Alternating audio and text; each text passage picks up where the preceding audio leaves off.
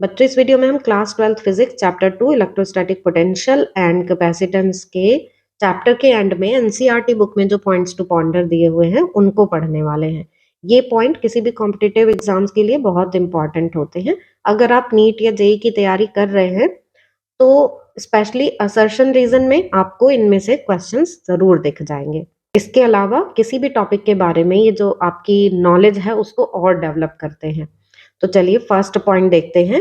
Electrostatics deals with forces between charges at rest, but if there is a force on a charge how can it be at rest. तो बच्चों हमको पता है electrostatics में हम क्या पढ़ते हैं, चार्जेस एट रेस्ट। और जब हम कुलाम्स लॉ पढ़ते हैं तो उसमें भी हम यही लेते हैं कि चार्जेस, पॉइंट चार्जेस हैं वो रेस्ट में हैं, तो उनके बीच में जो फोर्स लग रहा है उसको हम कुलाम फोर्स बोलते हैं। लेकिन क्या आपने कभी ऐसा सोचा है कि अगर चार्जेस एक दूसरे पर फोर्स लगा रहे हैं तो वो रेस्ट में कैसे हो सकते हैं? क्योंकि या तो वो एक अट्रैक्टिव फोर्स लगाएंगे या फिर एक दूसरे को रिपेल करेंगे, तो फोर्सेस की वजह से मोशन तो होगा। तो फिर हम उन चार्जेस को रेस्ट में कैसे लेकर चलते हैं कि चार्जेस हैं एक दूसरे पे फोर्स भी लगा रहे हैं फिर भी वो रेस्ट में मानकर चलते हैं हम कुलाम्स लॉ के लिए। तो यहाँ इसको एक्सप्लेन किया गया है आगे, कैसे मान सकते हैं हम कि चार्जेस रेस्ट में हैं even they are applying force on each other. Thus, when we are talking of electrostatic force between charges, it should be understood that each charge is being kept at rest by some unspecified force that opposes net Coulomb force on the charges। तो इसका reason क्या है कि जब भी हम बात कर रहे हैं चार्जेस एट रेस्ट की, कि चार्जेस रेस्ट में हैं, तो वहां पर कोई ना कोई एक अनस्पेसिफाइड फोर्स ली जाती है कि एक ऐसी फोर्स है जो कुलाम फोर्स को अपोज कर रही है, कुलाम फोर्स को काउंटर कर दे रही है, जिसकी वजह से जो चार्जेस हैं वो रेस्ट में है। तो आई होप कि आपको ये पॉइंट समझ में आ गया होगा कि कुलाम फोर्स में जो चार्जेस हैं उनको हम रेस्ट में कैसे मान सकते हैं, because of some unspecified force, कि ये कुलाम फोर्स को कैंसल कर दे रहे हैं, इसलिए चार्जेस एक दूसरे पर फोर्स लगाने के बाद भी रेस्ट में बने रहते हैं। ठीक है, अब नेक्स्ट पॉइंट देखते हैं। A capacitor is so configured that it confines the electric field lines within a small region of space. Thus, even though field may have considerable strength, the potential difference between two conductors of a capacitor is small. बच्चों capacitor क्या है ये तो आपको पता ही होगा कि दो कंडक्टर्स को किसी इंसुलेटिंग मीडियम से सेपरेट कर दिया जाता है, इस अरेंजमेंट को हम कैपेसिटर बोलते हैं। और जो इसमें कंडक्टर्स होते हैं उन पर चार्ज को स्टोर कराया जाता है, इससे इन कैपेसिटर की कुछ कैपेसिटेंस होती है, जिसके लिए हमारे पास फॉर्मूला क्या होता है, Q is equal to c v, या हम इसको ऐसे लिख सकते हैं C is equal to Q upon V। तो जैसे जैसे चार्ज स्टोर कराते जाते हैं प्लेट्स पर वैसे वैसे पोटेंशियल बढ़ता जाता है। अब यहाँ इस पॉइंट में बोला गया है कि कैपेसिटर को इस तरीके से बनाया जाता है कि जो इलेक्ट्रिक फील्ड है वो थोड़े से रीजन में ही कन्फाइंड रहे। इसका मतलब क्या है कि कंडक्टर्स को एक दूसरे से कम डिस्टेंस पे रखा जाता है। Small region of space means conductors जो हैं वो एक दूसरे के काफी क्लोज होते हैं। क्यों किया जाता है ऐसा? ऐसा करने से क्या होता है कि इलेक्ट्रिक फील्ड इनके लिए, जैसे एक एग्जांपल से समझ लेते हैं कि मान लेते हैं कि हम पैरेलल प्लेट कैपेसिटर्स ले रहे हैं, कि हमने ये पैरेलल प्लेट कैपेसिटर लिया और ऐसे इन पे इक्वल एंड अपोजिट चार्जेस हैं, तो एक इलेक्ट्रिक फील्ड भी यहाँ पर प्लस माइनस के बीच में सेट हो गई। ठीक है, और मान लेते हैं कि इनके बीच की डिस्टेंस, प्लेट के बीच की डिस्टेंस है d। तो अब ये जो प्लेट्स हैं इनमें अगर d को, जो इनके प्लेट्स के बीच की डिस्टेंस है d, उसको हम कम रखेंगे, तो d को कम रखने से क्या होगा, पोटेंशियल कम हो जाएगा, और पोटेंशियल कम होगा तो जो कैपेसिटेंस है वो इंक्रीज हो जाएगा। पोटेंशियल को कम रखने का रीजन क्या है, फॉर कांस्टेंट Q C को इंक्रीज करना। तो किसी कैपेसिटर को इस तरीके से बनाया जाता है कि जो इलेक्ट्रिक फील्ड है वो स्मॉल रीजन में ही रहे, कि अगर उसकी वैल्यू कंसिडरेबल है भी तो भी पोटेंशियल डिफरेंस जो है वो ऐसा रहे, स्मॉल वैल्यू वाला, जिससे C को इंक्रीज कराया जा सके। तो आपको ये पॉइंट भी समझ में आ गया होगा बच्चों। नेक्स्ट पॉइंट देखते हैं अब। Electric field is discontinuous across the surface of spherical charged shell. Electric field discontinuous होती है किसी स्फेरिकल चार्ज शेल के लिए, ठीक है। तो डिसकंटिन्यूअस होने का क्या मतलब है, कैसे डिसकंटिन्यूअस होती है? हमें पता है कि किसी भी शेल के अंदर, जैसे हम मान लेते हैं कि कोई ये चार्ज स्फेरिकल शेल है कि इस पर कुछ चार्ज है, तो किसी चार्ज स्फेरिकल शेल के अंदर इलेक्ट्रिक फील्ड होती है जीरो, पता है हमें। तो अब इलेक्ट्रिक फील्ड अंदर तो जीरो है, लेकिन सरफेस पर कितनी होती है electric field? Sigma upon epsilon not, और ये है यूनिट वेक्टर जिससे हमें इलेक्ट्रिक फील्ड की डायरेक्शन पता चलती है। तो इनसाइड इलेक्ट्रिक फील्ड है जीरो और आउटसाइड है इतनी, सिग्मा अपॉन एप्सिलॉन नॉट। तो कैसी हो गई ये फील्ड? डिसकंटिन्यूअस हो गई, ठीक है। तो इलेक्ट्रिक फील्ड डिसकंटिन्यूअस होती है किसी भी स्फेरिकल चार्ज शेल के लिए। Electric potential is, however, continuous across the surface, equal to Q upon 4 pi epsilon naught R at the surface. Electric field तो अंदर जीरो होती है, लेकिन जो V है अंदर वो होता है कांस्टेंट, वो जीरो नहीं होता, वो उतना ही होता है जितना कि सरफेस पर है।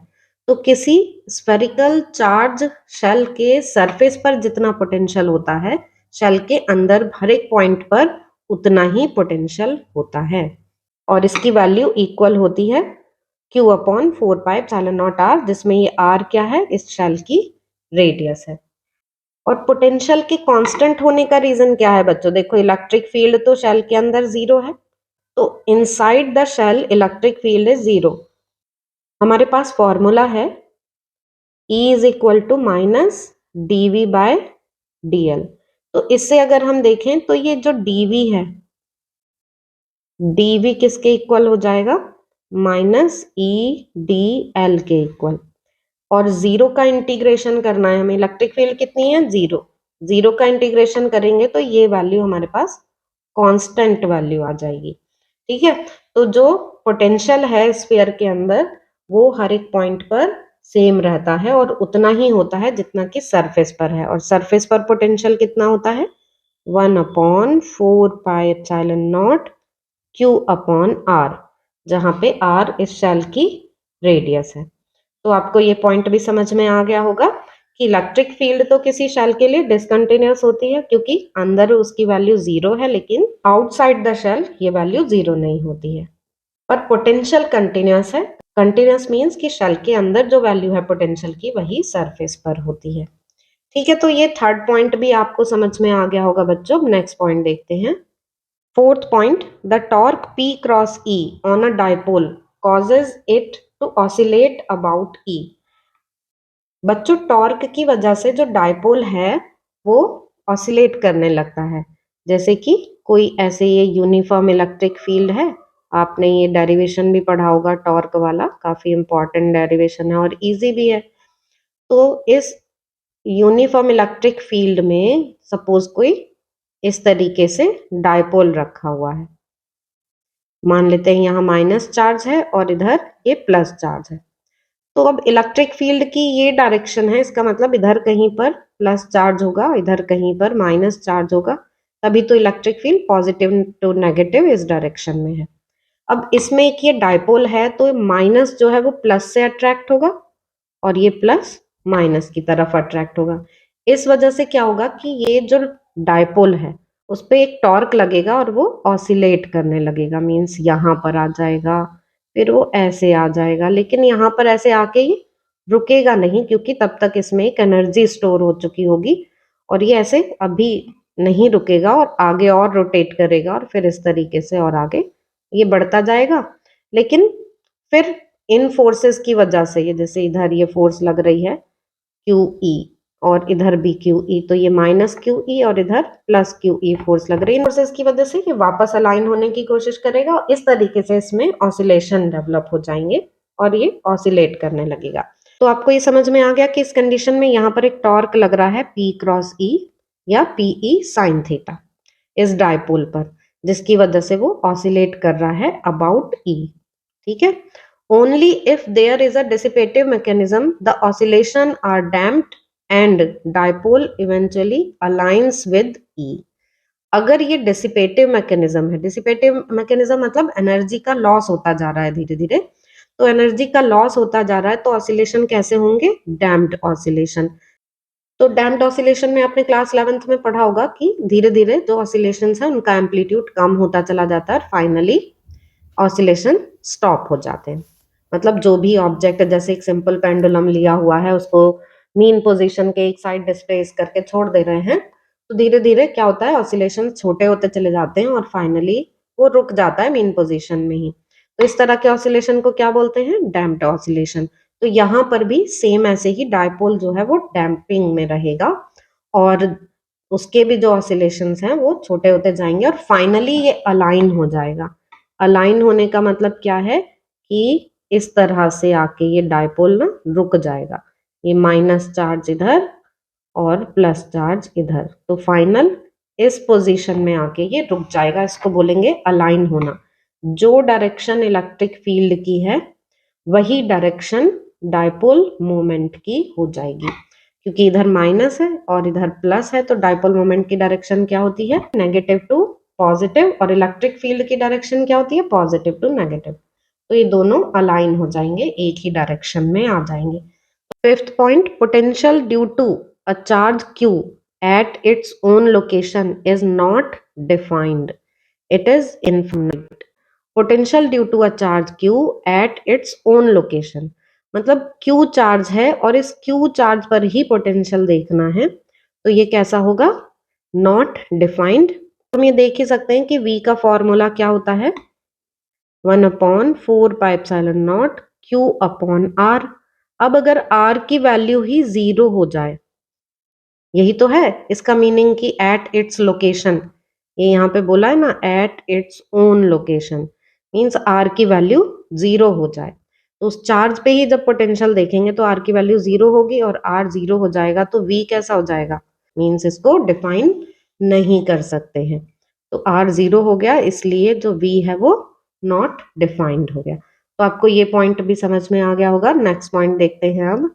इन the expression q v for distance r, for potential energy of a charge q, V is the potential due to external charges and not the potential due to q. As seen in point 5, this expression will be ill-defined if V includes potential due to a charge q itself. बच्चों इसका meaning क्या है कि ये जो हम formula देखते हैं, ये W is equal to q v, ये होता है ना पोटेंशियल एनर्जी के लिए फॉर्मूला किसी चार्ज Q की। तो किसी चार्ज Q की पोटेंशियल एनर्जी के लिए फॉर्मूला है, लेकिन यहाँ पर बताया ये गया है कि इस चार्ज की पोटेंशियल एनर्जी है, पर ये खुद के पोटेंशियल की वजह से नहीं है, ठीक है, ये खुद के पोटेंशियल की वजह से नहीं है, कोई एक्सटर्नल चार्ज की फील्ड है उसकी वजह से इसमें पोटेंशियल एनर्जी स्टोर हो रही है। इसको हम ऐसे समझ लेते हैं, मान लेते हैं कि कोई एक चार्ज है, ये कैपिटल Q, इसकी कोई ये फील्ड है, ठीक है, इस फील्ड में कहीं इंफिनिटी से, ये इंफिनिटी है, यहाँ पर ये चार्ज Q रखा हुआ है, ये जो Q चार्ज की बात हो रही है ना, सपोज ये Q चार्ज है, इसको लाया गया फील्ड के अंदर, फील्ड के अंदर किसी एक पॉइंट तक ले आए, अब ये यहाँ पर आ गया Q।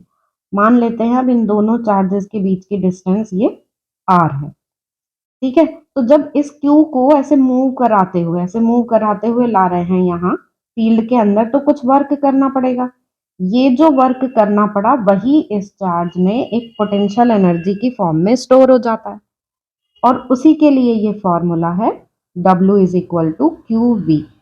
तो इस Q की पोटेंशियल एनर्जी के लिए फॉर्मूला है ये क्यू वी, और यहाँ इस V की वैल्यू और रख देते हैं हम, इस V की वैल्यू क्या होगी, 1/4πε0 Q अपॉन R, बस यही ध्यान रखना है हमें। तो अब ये जो पोटेंशियल है वो कौन से चार्ज का है, इस कैपिटल के लिए, ठीक है, इसकी फील्ड है कैपिटल Q की, उसमें किसी दूसरे चार्ज को लाया गया है, तो लाने में जो वर्क करना पड़ा किसी पर्टिकुलर डिस्टेंस तक लाने में, वही वर्क डन पोटेंशियल एनर्जी की फॉर्म में इस चार्ज में स्टोर हो जाता है।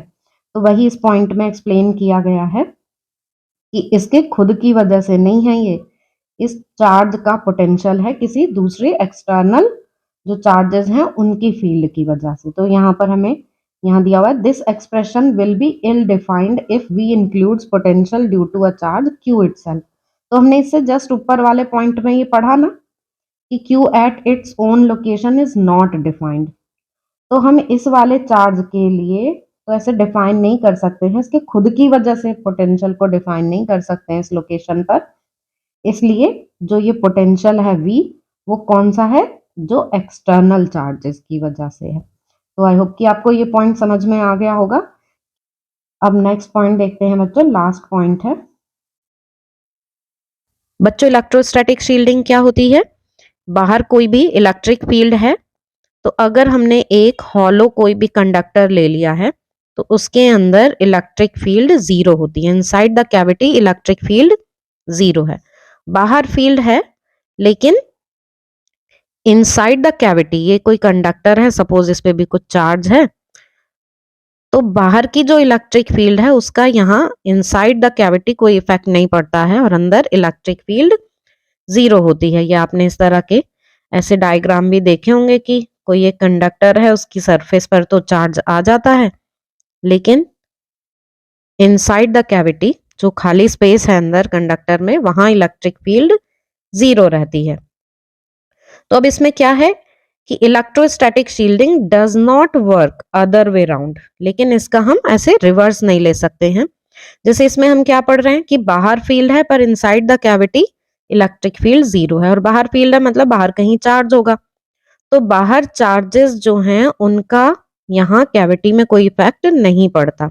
इसका रिवर्स क्या होगा कि मान लेते हैं कैविटी में कोई चार्ज रखा हुआ है, तो इस चार्ज की वजह से बाहर इलेक्ट्रिक फील्ड जीरो नहीं होगी। इस चार्ज की वजह से बाहर इलेक्ट्रिक फील्ड जीरो नहीं होगी, यही समझना है। बाहर कुछ ना कुछ फील्ड होगी। तो अगर किसी कैविटी में चार्ज रखा हुआ है तो कंडक्टर के बाहर भी फील्ड होगी इस चार्ज की वजह से, लेकिन अगर बाहर चार्ज है तो कैविटी के अंदर इलेक्ट्रिक फील्ड नहीं होगी। वही इस पॉइंट का मीनिंग है। तो बच्चों आपको ये सारे पॉइंट समझ में आ गए होंगे। फिर भी इनसे रिलेटेड आपके कोई डाउट्स हो तो आप कमेंट सेक्शन में पूछ सकते हैं।